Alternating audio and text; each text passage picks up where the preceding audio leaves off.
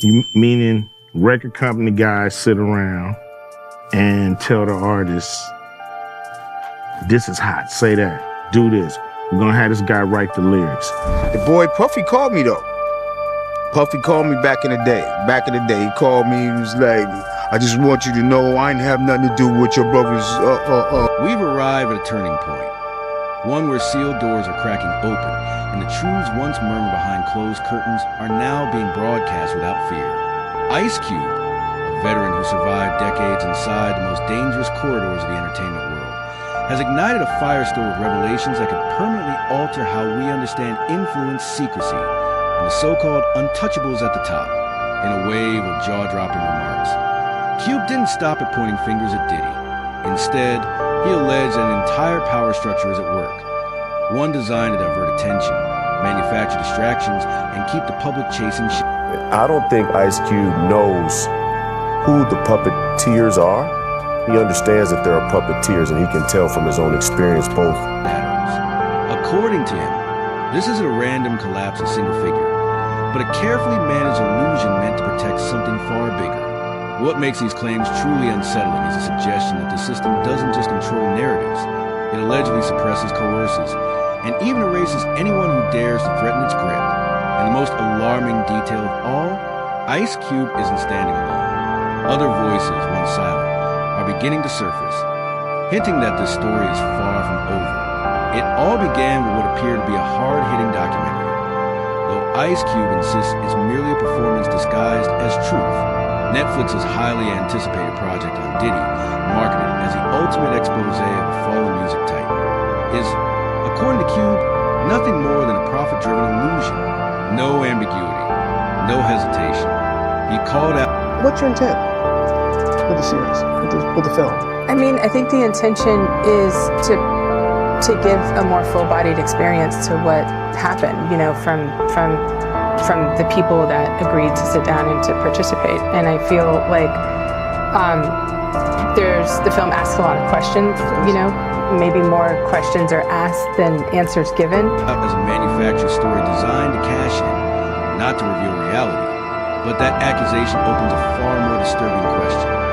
If the film itself is a diversion, what exactly is it meant to conceal? Cube's message suggests that the most serious offenses, the ones that never make it into court filings or press cycles, are being deliberately pushed out of sight. Lawsuits and scandal headlines, he implies, are serving as cover, not accountability. And the beneficiaries of this distraction, the same power brokers Cube says he's been fighting for years, the same industry figures he alleges have actively worked to undermine his big three basketball league and suppress ventures they don't control. According to Cube, this isn't just business rivalry, it's enforcement. Culture of silence and rigid that violating several million employees. It allegedly puts lives in danger. This goes 3 law firms on retainer. I don't know how much money is coming in, but I know that a lot of money is going out every single month for Diddy. Goes far beyond quiet negotiations or Hollywood blacklist. Cube is pointing to something far darker. A structure that he claims has the reach and influence to strategically erase public figures who become inconvenient. Carefully, quietly. This sounds like fiction. Consider who's making the claim. Ice Cube is an outsider chasing attention. He's a cultural heavyweight, survivor of decades inside the industry, and someone with little left to gain by speaking out. And now, according to his own words, he's no longer hinting. He's calling it out by name. The moment couldn't be more explosive. Diddy is already under immense legal pressure, facing federal charges, racketeering accusations, transportation-related allegations, and a growing stack of civil lawsuits brought by individuals who say they've been silent for decades. After years of delay, the justice system appears to be closing in, but Ice Cube's assertions introduce a far more unsettling possibility. He suggests that the very spectacle unfolding is The man put a lot of out there himself. So whether it's true or it's a lie, he got to answer for that. And whatever his explanation is, we're going to see. But he said... Cases, documentaries, the outrage flooding social media may itself be orchestrated, not exposed, but containment, a managed collapse designed to control how much truth actually it's no longer just about whether Diddy is responsible for crimes alleged against him. It's whether those allegations are functioning as a decoy, drawing attention away from something deeper, broader, and far more entrenched. A pattern, a structure. Because Diddy's name has long hovered around hip-hop's most haunting unanswered questions. The unresolved murders of Tupac Shakur and Notorious B.I.G., the abrupt disappearances or silence of insiders who were rumored to... Well, Keefy D said he told Rat James that, look, it's big money in this. Only thing Puffy want to do is pay $1 million to have both of them. He told me that. And know too much. Persistent rumors of exclusive gatherings where normal rules allegedly didn't apply and power operated without restraint. Now, with Keef D's trial breathing new life into the Shakur investigation, and with court documents reportedly alleging that Diddy offered enormous sums for violent act against both Tupac and Suge Knight, the layers begin to feel endless. Each revelation peels back another surface, raising the same chilling question again and again. How deep does this really go? And how much of what we're seeing is truth and how much is theater? Cube's warnings may not be new, but they have never sounded this urgent. For years, he's been pointing to what he calls the real power brokers. The invisible hands that determine who is elevated and who is erased. Back in 2022, he promised to confront those forces head-on through his F the Gatekeepers podcast tour, accusing the industry of sidelining him, choking off his Big Three league's momentum, and quietly locking him out of mainstream access. But now, the consequences feel far more serious. Because if Diddy is merely a visible piece in a much wider machinery, then the Netflix documentary isn't just incomplete storytelling.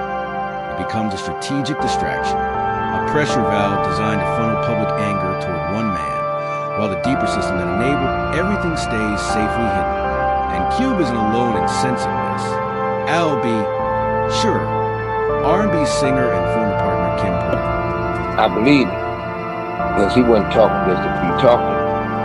I felt he was also coming straight because there was a big war behind that. A war that they lost. And I think it was a war that destroyed their neighborhood. Has gone public with demands for a renewed investigation into Porter's sudden death in 2018. He has openly suggested that her passing was not natural, but connected to a rumored manuscript she was preparing, one that allegedly detailed disturbing truths about Diddy's inner circle. Porter's children have firmly rejected the legitimacy of that memoir. Still, the sequence of events raises uncomfortable questions. Her sudden death, the later emergence of the alleged writings, the way her name now resurfaces alongside other women, like Cassie Ventura, who stepped forward and paid a hand on the documentary. I think a lot of people thought that he was just joking around. It turns out he's not. So this is actually a real project that's being made under his G-Unit movie and TV. Heavy price for speaking out. At this point, the pattern is hard to dismiss. Then there's the Big Three itself. Another Flashpoint Cube refuses to let fade.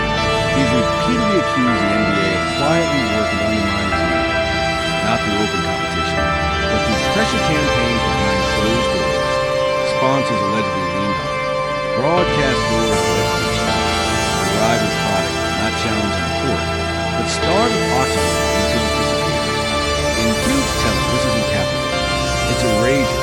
And if that's how a powerful institution handles basketball, it raises a far darker question. What happens when the currency isn't ratings or ticket sales, but influence, credibility, and human lives? Because that's the arena we're stepping into now. Diddy's legal battles may dominate headlines. But Cube suggests they're only the visible layer. Beneath them sits an entrenched web of favor, silence, and protection. One that allegedly kept Diddy insulated for years, while smaller players were sacrificed. The same shadow structure that, according to Keith D's reported statements, may have helped finance one of hip-hop's most devastating losses. If even part of that is accurate, then the Netflix documentary isn't an attempt at truth or accountability.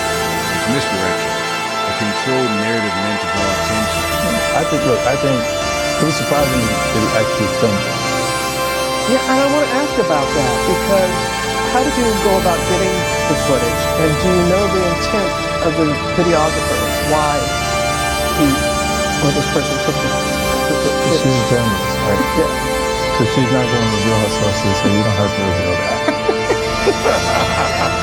This is where the narrative turns deeply disturbing. Cube isn't merely accusing Diddy of wrongdoing.